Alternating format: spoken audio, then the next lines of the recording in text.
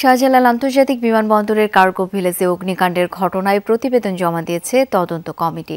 বৈদ্যুতিক শর্ট সার্কিটের কারণে আগুনের সূত্রপাত বলে তদন্ত প্রতিবেদনে উল্লেখ করা হয়েছে। মঙ্গলবার তেজগাঁওয়ের কার্যালয়ে প্রধান উপদেষ্টা ডক্টর মোহাম্মদ ইউনূসের কাছে এই অগ্নিকাণ্ডের রিপোর্ট হস্তান্তর করেন তদন্ত কমিটির সদস্যরা। পরে এক ব্রিফিংয়ে প্রধান উপদেষ্টার প্রেস সচিব জানান, বৈদ্যুতিক শর্ট সার্কিট থেকে সূত্রপাত হয় আগুনের।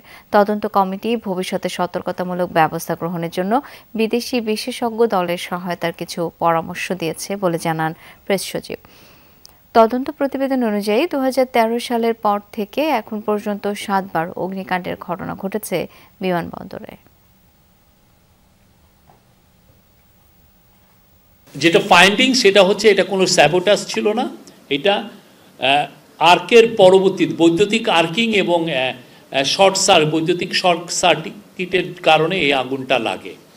আর আর্কের পরবর্তীতে শর্ট সার্কিটের কারণে কুরিয়ার শেডের বর্ধিত অংশের উত্তর পশ্চিম কোণের পাশাপাশি অবস্থিত কয়েকটি কুরিয়ার এজেন্সির খাঁচাগুলোর মধ্যবর্তী স্থানে অগ্নিপাতের সূত্রপাত হয়।